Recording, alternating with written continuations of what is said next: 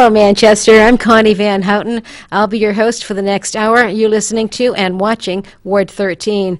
As most of you know, we're coming into a very special election time. September 11th will be our primary election, and November 6th will be the general election. There's a lot of buzz in Manchester about candidates, about issues, and what's going on. And thank you to John Hopwood for giving me this time to bring some of those candidates to the table and to invite them to tell you about them and what's going on in Manchester. Again, let me just make sure that I thank John Hopwood for the time. It is a very special thing that he has done for us. This is, again, one of our second election edition programs. Last week I featured candidates for state representative from 10, 11, and 12. That's the west side. That's the area in which I run also, although I run in the Floterial, which I think I might take a moment to explain a little bit later, because I've had people asking me why I'm running. Am I running against so-and-so? And that's a little bit of a different scenario, and I will get to that in a moment. Let me just tell you who's here, and then we'll get the show started. I have three guests who will be coming up a few minutes later.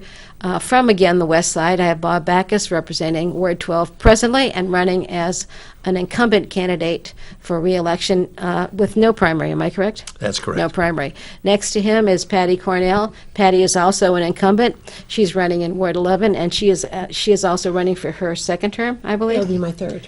Third I'm running term. for my I third apologize. term. I'm That's getting things okay. wrong already. Next to her, Heidi Hamer, who is a new candidate. Heidi is coming from Ward 10, hopefully to join us up in Concord. We'll get to them in a moment. But I have a co-host tonight who's very special and who's very important to us. She's come to us from the other side of the river, but we accept that. We are very happy here on the west side to invite people across the river. I will let her introduce herself. I will simply say that with us, I am very proud today to have Senator Donna Soucy. Donna, would you please tell us about yourself and about your role in politics in Manchester? Sure. I'm currently a state senator running for a fourth term. I represent wards 5 through 9 in the city of Manchester, as well as the town of Litchfield. I have been active in Democratic politics for a number of years. I was recently elected by my colleagues to be the Democratic leader in the Senate.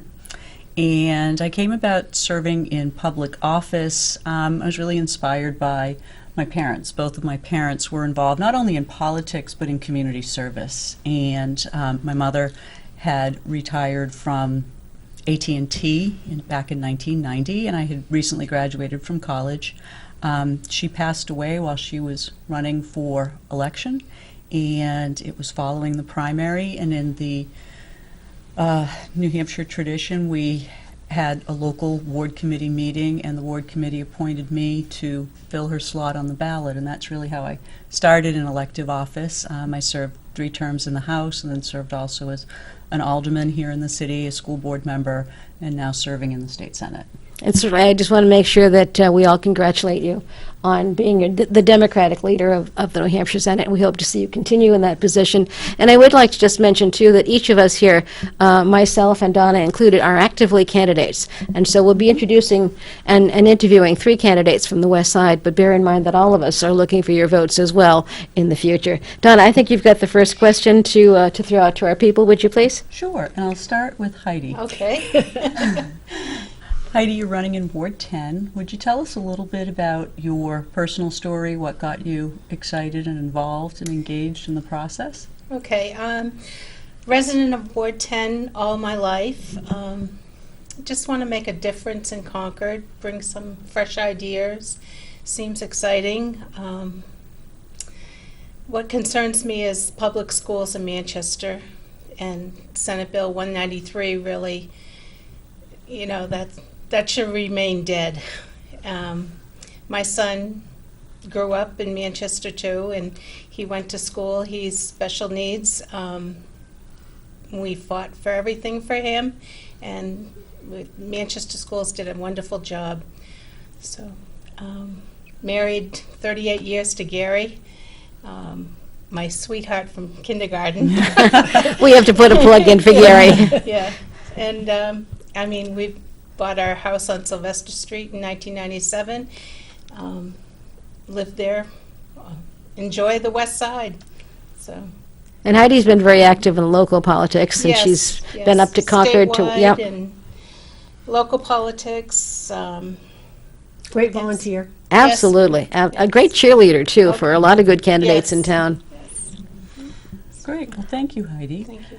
Patti, would you tell us a little bit about your personal story and how you got involved Sure. and how you Well- enjoy serving in the legislature and why you want to go back? Oh, okay.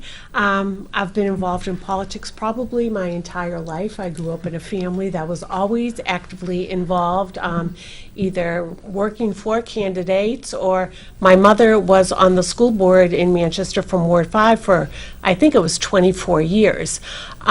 A while ago. So always very, very active. Got married and moved to the west side of Manchester where I've lived for 40 years. Before that, I'm a retired guidance counselor from the middle school of Parkside after 36 years. So education is something that I've always been concerned about. So when I retired, I needed something to do, so I ran for state representative in Ward 11, and I won. And my first term, I served on municipal and county government, which was a great learning experience for me because it really had more to do with towns in the county than it did with cities. And I had always lived in Manchester. My second term, I got moved to the Education Committee, which was a learning curve for me too, because we had many bills that I did not agree with and many that I hoped would pass but didn't get passed, a lot because of budget. The state does not budget a lot of money into education, and we're hurting from it. So I hope to get reelected and to go back to Concord and continue on the Education Committee and maybe do some more to help local communities with their public education. Great. Thank you. And Bob? Well, thank you, So Donna, and what's your thank you personal and Connie for making this available. I am a New Hampshire native, but I actually grew up in Goffstown, that faraway place out to the west. And my father was a country doctor who made house calls, and it was a wonderful experience growing up there. He was a dedicated sportsman, fly fisherman, hunter, and I developed a real love for New Hampshire and its wild and wonderful places as a result of the experiences I had growing up with my dad, the country doctor out there. And so I care very much about that sort of thing. I am running for my fourth term as a state rep, and I really enjoy being a state rep. I think one of the things I would look to say is that I've been very diligent about both constituent service and making sure that I'm present, even though we don't get paid a lot of money. It's $100 a year, even for state senators, which is really shocking. I don't believe I've missed more than one session day in those 3 years and almost no committee hearing days. I am on the ranking member in the House Science and Technology and Energy Committee, and there's a lot of issues there that are very important to Manchester, about the cost of electricity, about developing, perhaps the Dunbarton Road landfill site for solar for Manchester.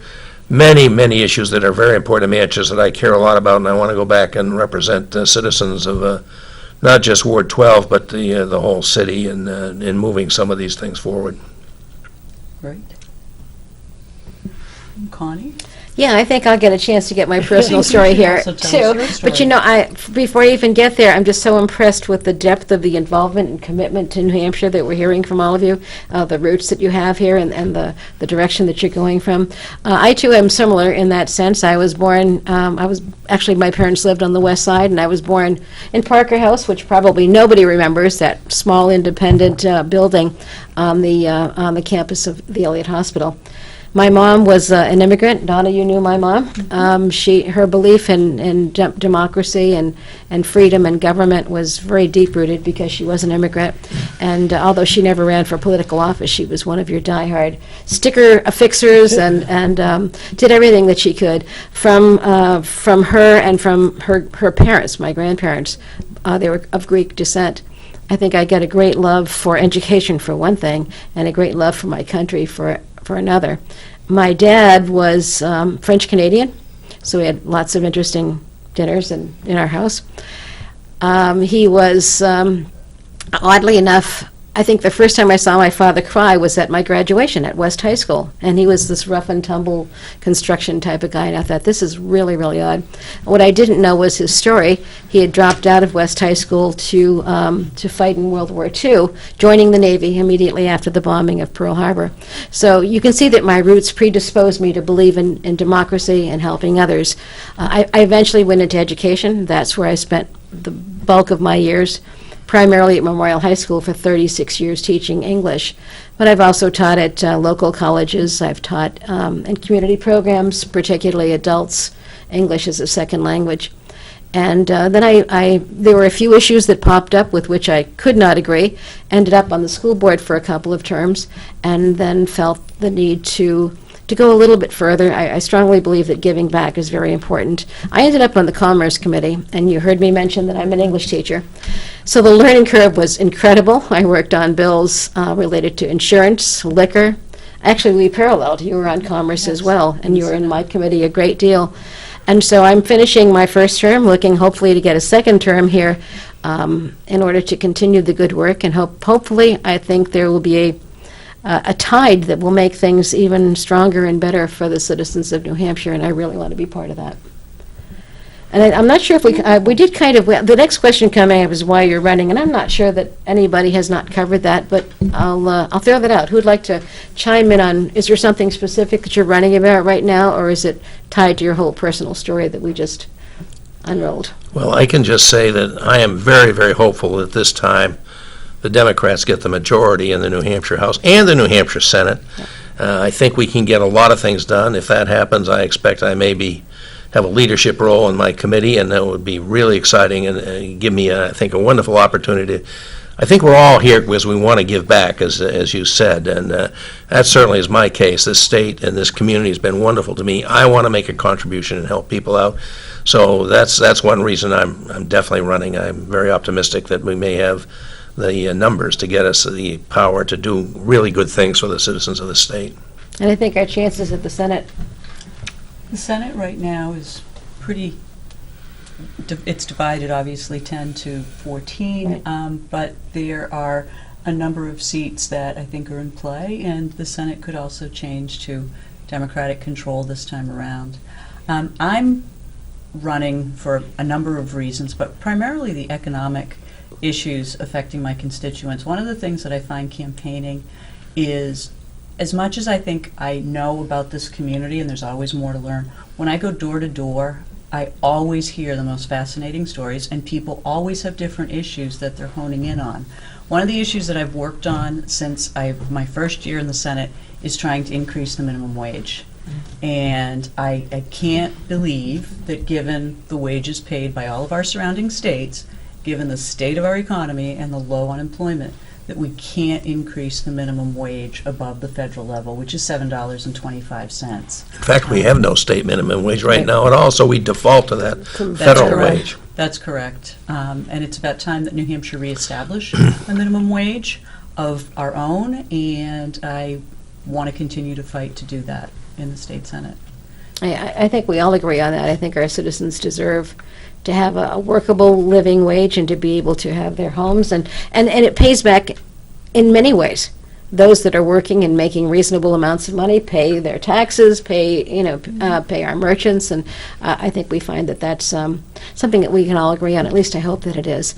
Someone else want to chime in on that one before we go on to something else? We've got a bunch of things here, so. Like I said, I'm running to bring fresh ideas to Concord and to serve as a true representative for Ward 10, Manchester, and to bring Manchester and New Hampshire forward, just to make a difference. And I'm a female. And this may be the year of Yes. people stepping up to the plate from different directions. Yeah. Patti, do you want to?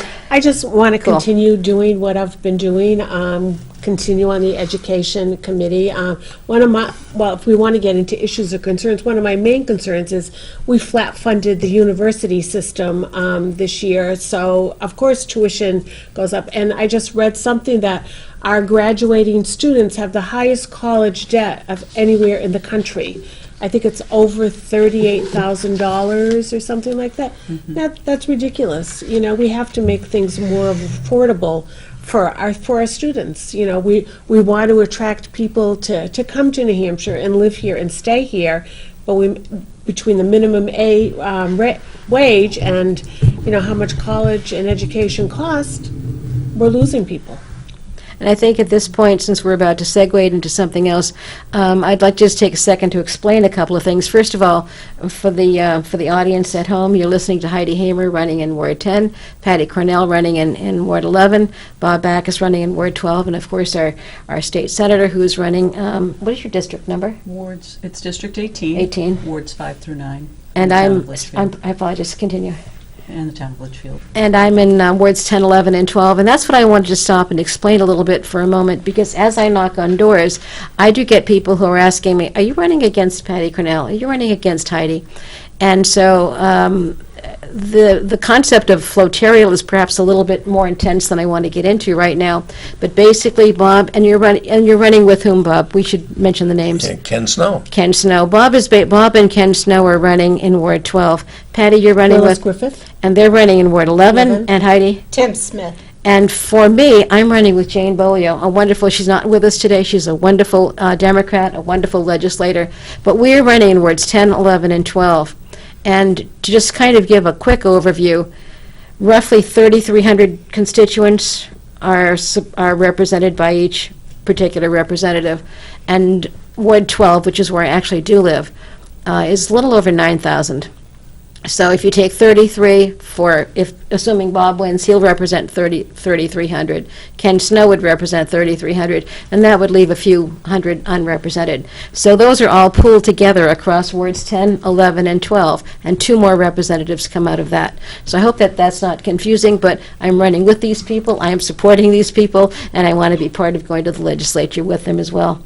I think Bob mentioned the marvelous pay scale that legislators have. So maybe, Donna, do you want to ask the next question? Sure. What are some of the problems with a citizen legislature, or what's the value of having a citizen legislature? We should probably point out that the Senate is very small. We're only 24 members. Right. But our House has Very large. 400 members. It may be the largest disparity between the upper chamber and the lower chamber of any state in the country, as well as having the largest legislative chamber of all the 50 states here in New Hampshire, 400 of us. And I think overall it's very interesting to have that, because for one thing, nobody ever knows what the House is going to do. There's too many of us to poll and announce the results. When we had the special session, everybody was pretty sure the Senate was going to support the governor's call for certain legislation to deal with the online tax decision from the Supreme Court. But nobody knew how it was going to come out in the House, and the Senate voted unanimously to support the governor, and the House voted overwhelmingly not to. So that's just an example. The downside to it, Donna, is I'm afraid our demographics we have unfortunate demographics in this state. They say we're the second oldest state per capita in the nation, second only to Maine. But the average age in our state house is, I think, 66 or in the mid-60s, 68 maybe. I think it's very unfortunate that we don't have more people who are in their prime earning years and raising families that can feel that they can contribute in this way just because they don't have the wherewithal to do it. They don't have an independent income. They have jobs they have to be at. That's the downside. But there is a definite upside, too. I think there's a young lady who I've been meeting in Goffstown who's actually running in Bow. She's I think, a single mom, and she has a very modest job, pay-wise, I'm sure, at a coffee shop in Goffstown that I like to frequent. But she's running, and in most of the states in this country that wouldn't be possible. I don't know how she's doing. I have to ask her. But so I see pluses and minuses, but there's definitely a real, I think, plus in this too. It is daunting when we sit down. You're right, with 24, you can kind of reach across the aisle a little bit more differently. With 400, we look across a sea of people as though they're at a theater. You were going to say something, Well, I Patty? think the 400 in some ways is good, because you do, it is older, but you've got such a diverse background of everybody that you get a lot of different opinions, whether you agree with them or not. I think it is representative because it does, but the downside of it being so big and meeting so often is that it is older, as Bob said, and I think sometimes some of the things might not get voted on that would make us a more attractive state just because people are older on a fixed income and don't see the good in something like such as rail. I think maybe a younger population would say, of course we want trains, we want to be able to go from Manchester to Boston, everything. The older populations, what good are they? They just cost money, and who rides them? I'm never going to Boston on a train. So, really, so I think in that way, if we had younger people, would be more apt to vote for things that are more exciting or make us more of a destination state, whereas, but, so it's got both sides.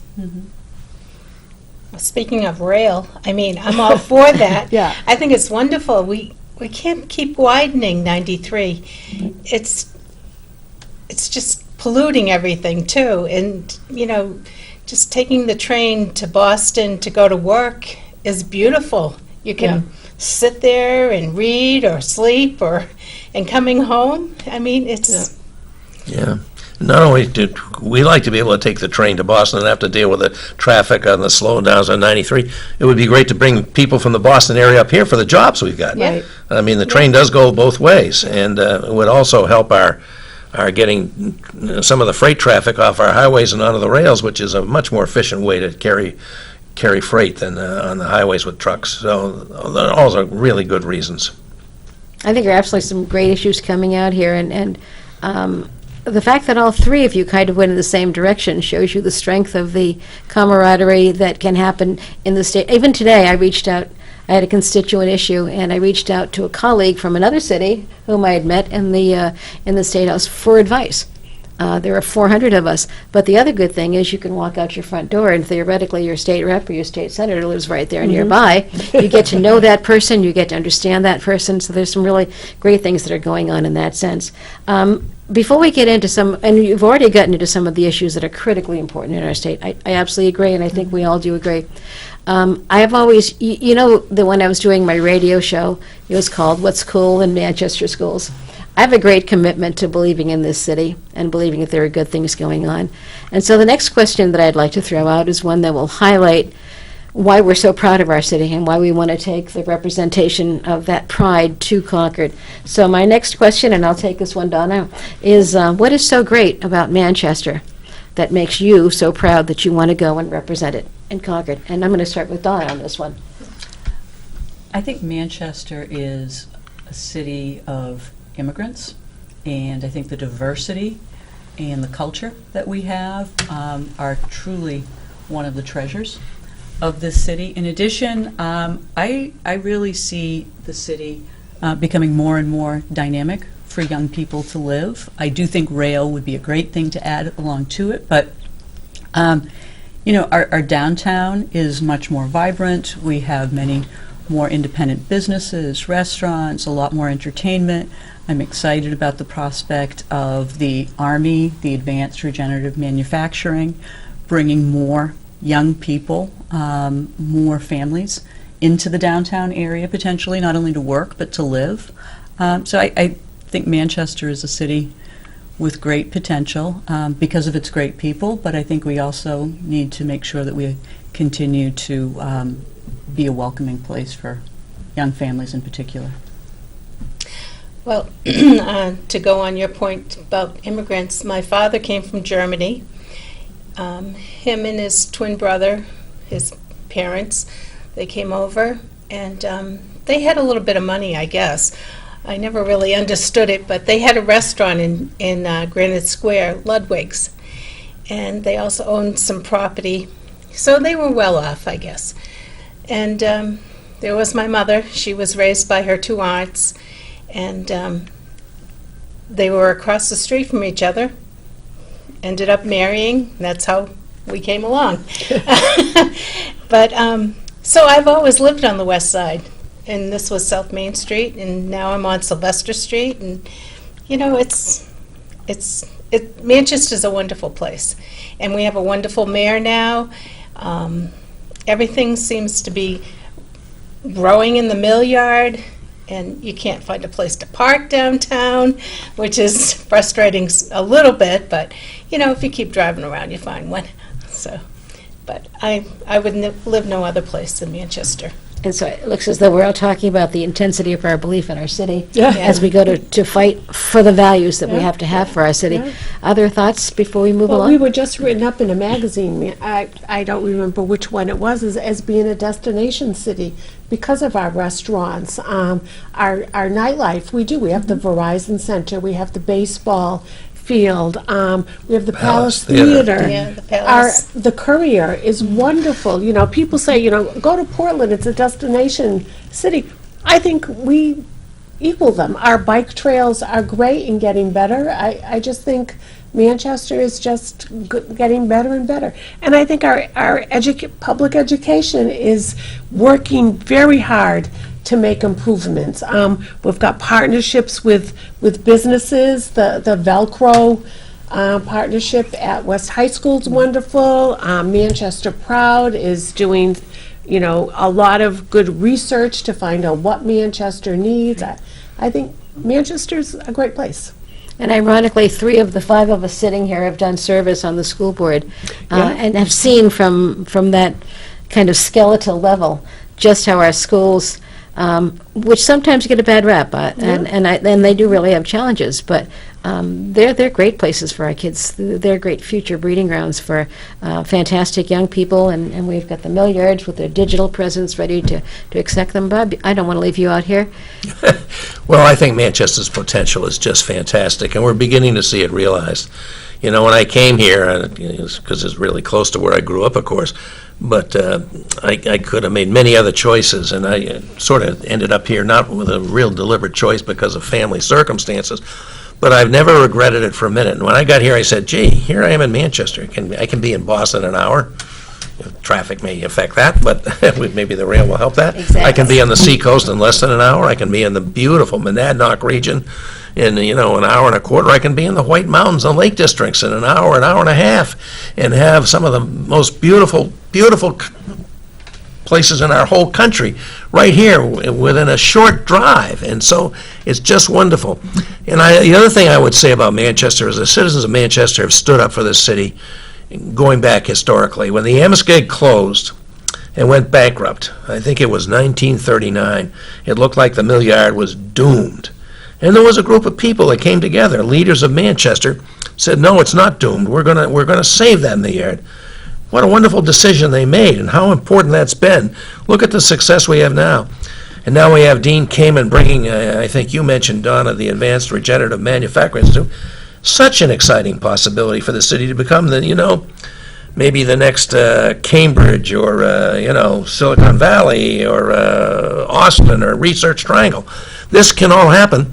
And then, as Patti mentioned, and then comes in the people that are worried that our schools do not have the reputation they deserve with the excellence they provide, and boom, here comes this group, Manchester Proud, with Bob Baines and Barry Brenzinger and the other people doing to support our schools. This is the thing that makes this city great, the people that step up and meet the needs of this city, and those are the two of the greatest needs I think we can have, and it's really exciting to see these people, these leaders addressing this need. So given that we have such, and I think we all agree, the quality of Manchester keeps us here and keeps us motivated to be part of public service, but we have needs. What can we do for Manchester? What needs can we bring to the attention of the Senate and the House as hopefully we go to the next session? And again, I think I'm going to start with Donna once again, just to get the Senator's perspective on this. Well, I think when I talk to businesses within Manchester, particularly within the southern eastern part that I represent, one universal seems to be the need for workforce. And we have a very, very low, one of the lowest unemployment rates in the country, which is a good thing on the surface, but below the surface, what it means is that businesses are finding it very hard to get people, one, to apply for the jobs, but people with the right training and skill set for some of these jobs, particularly in the manufacturing area. There are a number of initiatives that we tried to get going at the state level, particularly in shortage areas like healthcare. We talked earlier about the fact that our population is aging. There's going to be an increasing need for more healthcare for our population, particularly in a nursing home setting, as people get older.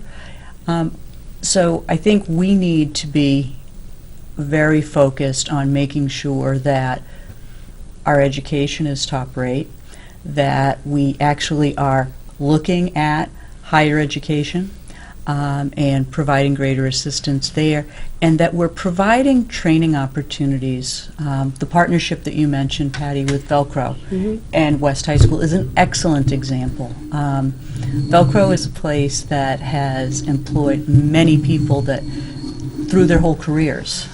It's a great New Hampshire, Manchester-based company, and they stepped up and they said, we do have workforce needs, and they approached the city and the school district and said, how can we make this work for both of us? How can we provide a new opportunity for students to learn more and to get involved, and how can we then help our pipeline of employees? So I think workforce issues are going to be a big priority and will continue to be. Anything else that we need to do for Manchester when we presumably all sit up in Concord and start to get our fingernails dirty and do our work? What else do we need? What does Manchester need from? And I know, Patti, your perspective from the Education Committee, I think, is something that we might want to focus on right now. I think, well, we need more funding from the state. I think we keep passing things down to the local taxpayers. We have a tax cap in Manchester. There are many programs, I think, that we could institute in the elementary schools. I think many students who are having difficulty with reading and math first, second, third grade, if we could catch them there, give them extra help, give them more time, and help them it would make it easier for them when they get to middle and high school. I think we have a large number that drop out of high school, and I think part of it is just, well, would you want to go to school every day and not be able to read your school books? It's just difficult for them, and so I think if we had more money and stopped downshifting to the local communities and had more money to spend on schools, they say you can throw a lot of money at it, but yeah, you can. There are good programs that you can teach your teachers to implement in their classes, but it costs money. It does, and I think that, Heidi, you mentioned SB 193, something that we all worked very diligently on in Concord. And would you like to address that a little bit here in terms of what we need? You mentioned public education being important to you. Yeah, everybody in Manchester, all the families deserve a free education. And we do have great teachers, we do have great schools, and we don't need to take the money away from that. We need more money into that.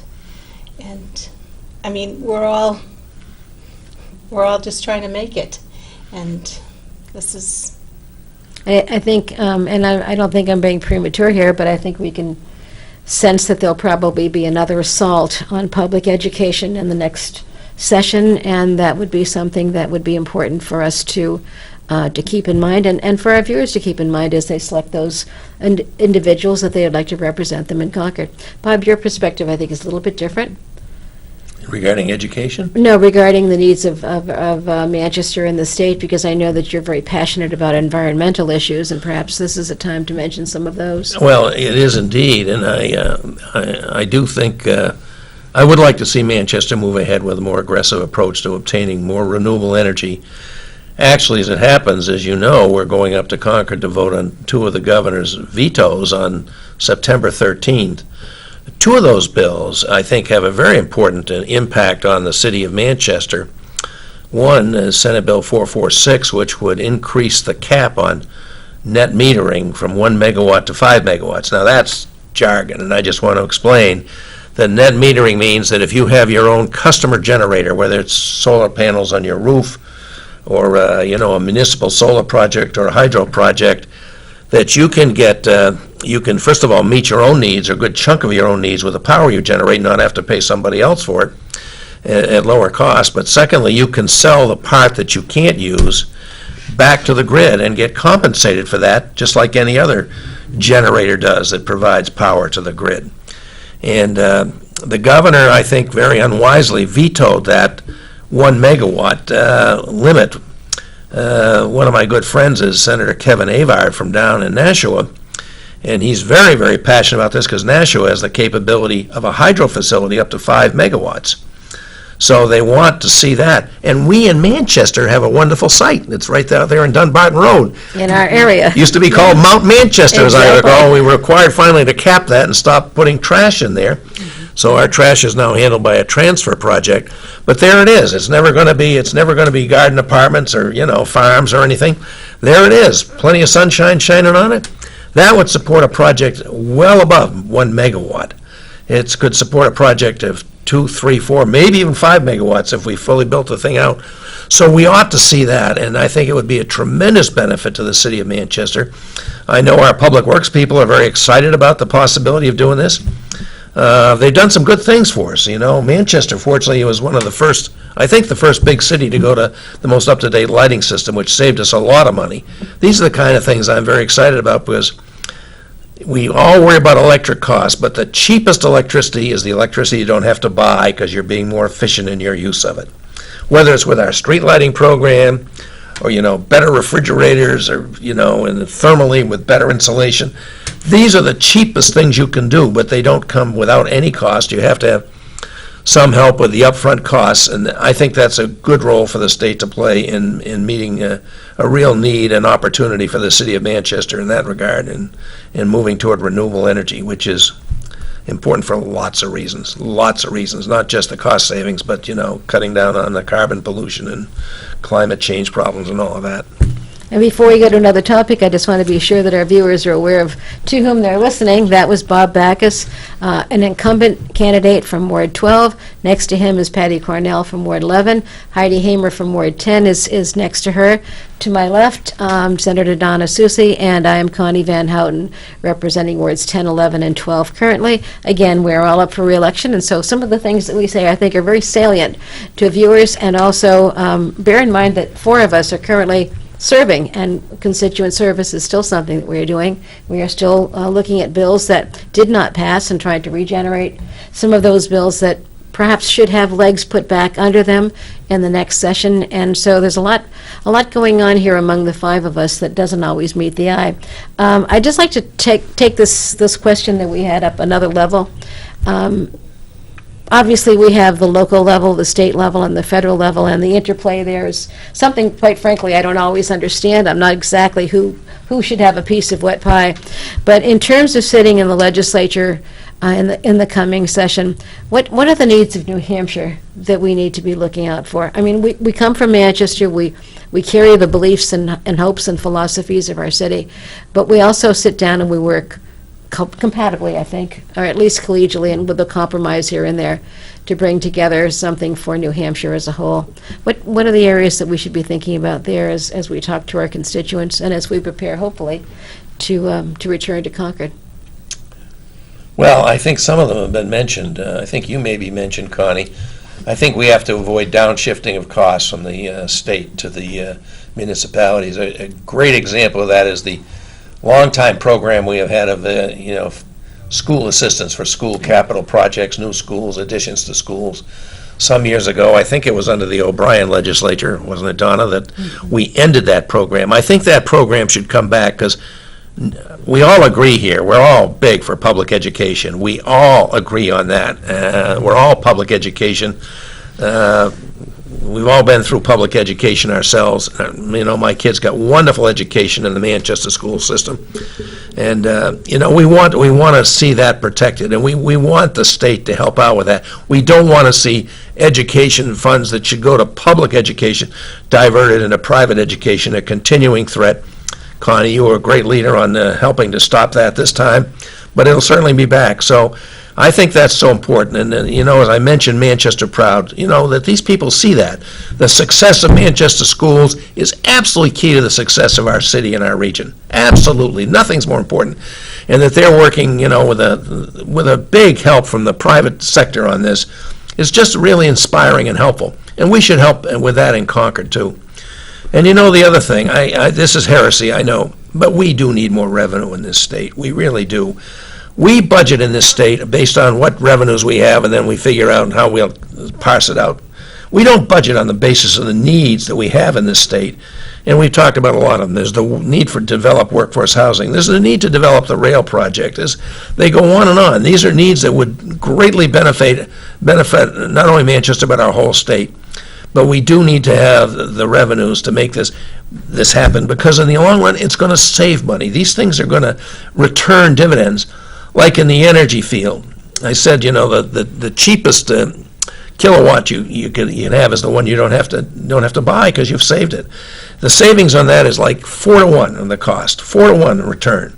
So that's the kind of thing I think we need to be doing, and I'm excited to get back and get at it. And I think, Patti, you're the one that, when you and I were talking, we generate great income. We bring great income to the state, and a large chunk of the money went to business tax cuts. They did. I think it was $20 million in tax cuts to go to big businesses that, again, won't go to the local communities. They also passed another businesses or people for income and the income and dividends tax, wasn't it? Instead of paying the income and dividends Interest tax? and dividends, is that the one? Yeah. Interest Yeah. and dividends tax, you can donate it to the education fund, scholarship fund, Right. which then people apply to and use the money to go to religious schools, parochial schools, private schools. I'd say 90% of them are religious schools. And so that's taking a chunk of money away from the state, which again takes it out of our education tax fund, which we need to fund the schools. And Donna, I don't know if you saw the same thing that I did, but because I served on Commerce, I had a chance to talk to many business leaders who came to testify on particular bills with us. It seemed to me, although they didn't always directly express it, it seemed to me that, yes, thank you, the tax cuts are great, but we really want an educated workforce. We want a workforce to be ready to go into our businesses. Did you see that as well? Absolutely. As I said, visiting businesses in Manchester, I hear constantly that businesses are struggling to find people to apply for jobs. I mean, our own city, I know that they're advertising right now to hire police officers. Fewer and fewer people are applying for those jobs, and that's becoming a real problem throughout the state. One of the issues that we didn't touch on yet, though, but that I think is a big concern and continues to be, is access to health care. Yes. This past legislative session, we were able to renew Medicaid expansion to ensure that more than 50,000 New Hampshire residents have access to health care. I think that's something that we are going to have to continue to watch and to continue to expand to ensure. One of the areas I've focused in on regarding health care has been reproductive health. I was able to sponsor, well, it was co-sponsor of the other piece, but sponsor a piece of legislation that will allow for contraception to be dispensed 1 year at a time with no copay. Significant issue, particularly for young women.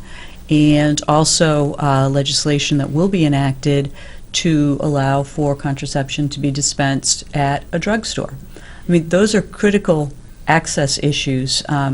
We don't see those quite as much in Manchester. I mean, certainly people are concerned about cost, but we do have choices in health care. We have 2 major hospitals. We have lots of other facilities around where people can access care. But in other parts of the state, people are traveling hours to get access to basic care. And that's something that I think we need to be mindful of. And you bring up something I think really important there, is that we do represent Manchester, but we are part of working in an entire state and try to do the best we can for the entire state. Although I do recall a couple of votes, maybe just one vote now that I think of it, but that I really kind of voted against the body because it really was not what we needed in Manchester, with a large group of youngsters who are not English language speakers as first language, and who under free and reduced lunch guidelines are at or near the poverty level. So I think, but generally speaking, we all look at the greater good of everybody. Heidi, I haven't gotten you in on this one. What do you think about what we need to do for New Hampshire as a whole to make this the great state that it is already, but a greater state? Well, I'd be a freshman as state rep, so I'm just listening to you guys, and you're the experts at this. So, can I just ask you, from your perspective on the local level and knowing a little bit about your history, what about voter requirements and voter rights? Did you have any thoughts that you were looking to bring out here? Yeah, we need to modernize the state elections. That's for sure. I mean, we need. As a ward clerk, I was elected in 2016 as a ward clerk, and prior to that I also was a ballot inspector. The lines at the polls on elections are tremendous, especially if it's a presidential election. And if we just had the iPads where you just put your license into it, everything comes up. And there you go. Go vote. I mean, we need to modernize it. Also, we shouldn't be denying anybody to vote, as long as that they have the proper paperwork. And I guess that's about it. Those of us in public service represent everybody. Yeah. And everybody should have the access to get there to be part of deciding who we should be. I think that's a really great point. Did I get your concerns in all right, Donna, or shall we? Yes. Shall we continue? I just heard a tone. I don't know what that means, and I'm really new to co-hosting, so we'll just keep going along until I get a signal. Let it roll. Let it roll. As a matter of fact, last week when I co-hosted, the counterparts of these three people, Willis Griffith, the youngest of our group, actually shared a joke. So just to, we're all just people. We roll with the punches, we get up every day and go to the legislature and do the best we can for everybody, knowing that we need to kind of keep ourselves in tow to help everybody as best we can. We're coming to the portion of the show that I really kind of see as kind of a loose portion, and I think whatever you want to bring in now would be well worth bringing in. Again, just before we do that, I want to remind our viewers of who we are, because I keep referring by first name to people, and people may be tuning in saying that Connie's there talking to some people again. And we are known by reputation and in part by picture, but we're not always recognizable to everybody in the city. To my left, a woman that I admire greatly in our city, and I actually have known her for quite a long time, and I have admired her for that length of time, Senator Donna Soucy. To my immediate right, running in, running in Ward 10, Heidi Hamer. Also next to her, we have Patti Cornell in Ward 11, and then Bob Backus in Ward 12 as well. This is the part of the show where I'm going to throw it open. I know some of you have come here with passions, with backgrounds, with beliefs. I'm going to throw it out there to whatever banner kinds of issues, whatever kinds of front-running issues in your mind need to be talked about here in front of our constituents and in front of our potential constituents. What are the issues and concerns that you want to bring to the table, that you want to bring out publicly tonight? Go anywhere you wish with that. It's our chance to just kind of roll with ideas that are important to us. Well, one of the other vetoes that will be coming up on Veto Day is Governor Sununu vetoed a bill we passed for the parole board, so that if someone comes up for parole, if they get parole and they violate it, the new plan was, unless it was a violent crime and it was a drug issue, they would get help. They would go to a rehab center instead of going back to prison, which we all know is very costly. Not much rehabilitation takes place. You don't get help with your drug problems in the state prison. And the governor vetoed that. And I think that was a mistake, because I think mental health issues and the drug crisis are one of our big problems in Manchester and statewide. I think we notice it more in Manchester because we're a big city, but it's not isolated to just here. And another thing we don't fund, there's such a shortage of mental health facilities and workers and any kind of help for people. And personally, I think the drug crisis is a result of mental health issues. I think people self-medicate or whatever, and they end up, misusing drugs. So we need to do more for that. And I know Bob alluded to it, but I want to be sure that we're clear about what we're talking about. Those of us who are currently in the legislature are not done. We are not just home campaigning and having a great time in our Manchester restaurants and other great things down here. We are scheduled to be actually in a sitting session, the Senate and the House both, on September 13th. I believe there are 4, is it a total of 4 bills that the governor has vetoed? And the fourth one that we haven't talked about was Yeah, a bill go. to repeal the death penalty. Yeah. right, why don't you take that, Donna, please? That's been an issue that has come up repeatedly. Certainly here in Manchester, I think it's a particularly concerning issue. I mean, we had a police officer who was murdered. There is a person on death row, the only person that has been placed there in the last 84 years. And there are always arguments about whether or not passage of a repeal bill or repealing the legislation would in fact impact this one individual. I think many of us believe that is not the case. That has been an adjudicated case. But that's an issue that's always very interesting because it's not an issue that really breaks down party lines. People have very strong feelings about it for a variety of reasons. Certainly one of the lead proponents of repeal, Representative Rennie Cushing from the Hampton area, his father was actually murdered at his home, and he fervently believes that the death penalty is not the right way to go. Bob, you might have more to add to that. No, I really don't, Don, except I totally admire and have long admired Rennie Cushing for many things he's done. I think he's a real treasure to the state of New Hampshire, and the greatness of spirit that he has in opposing the death penalty when his own father, who he dearly, dearly loved, his father was a combat veteran of the Marine Corps in World War II and invaded a couple of those islands in the campaign, the island hopping campaign, and he and his dad made a trip out to the South Pacific to go to Peleliu, or I don't know, one of those islands that and recreate go visit where his father had served with the Marines. So they were a very, very close couple, and then this brutal, awful murder. And Rennie Cushing has said, no, it is not going to help me overcome the loss of my father by this tragic means to have anybody killed in his name. And the man who did murder his father was convicted and is serving a life sentence without parole.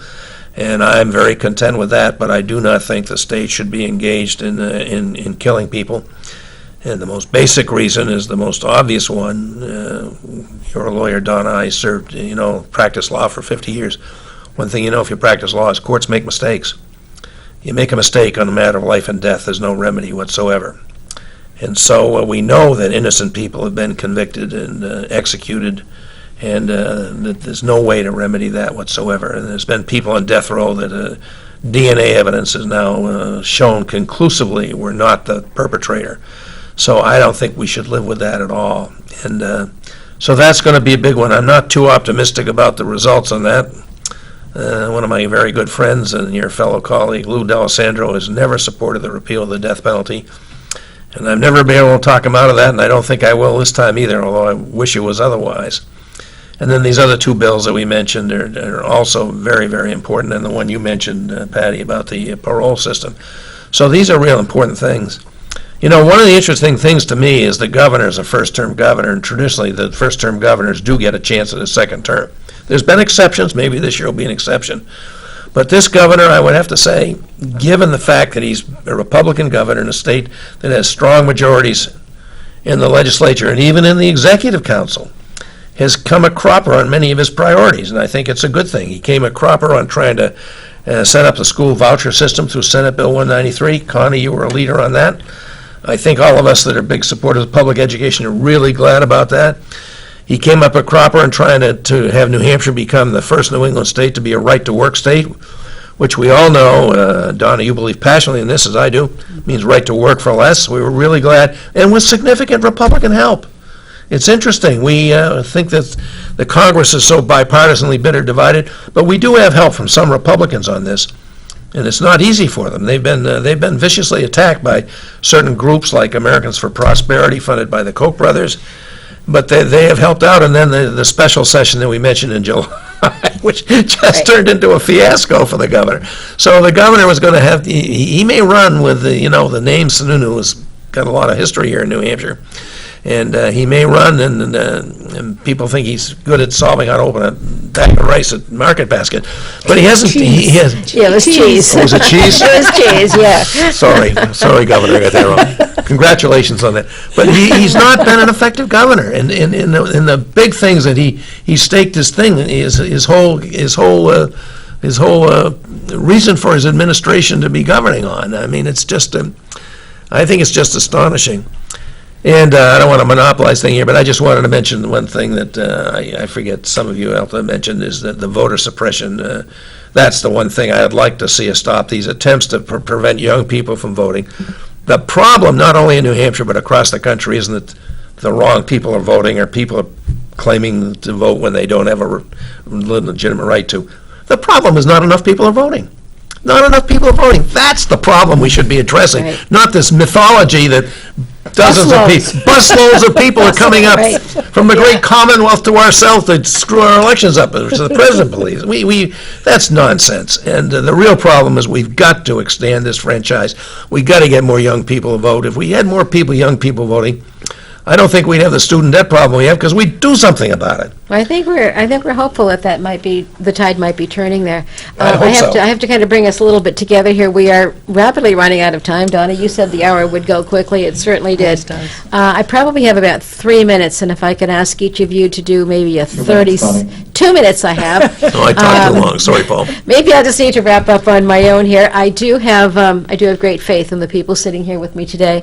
You have demonstrated your ability to do great things for us. Heidi, I know you're thinking you're a freshman and that's not true, but I know the work that you've done locally in the political scene, and I do mean that in all sincerity for all of you. I want to mention that we have we talked about not enough people voting, primary on September 11th. If that is a poorly attended primary, we could end up without some great candidates moving forward.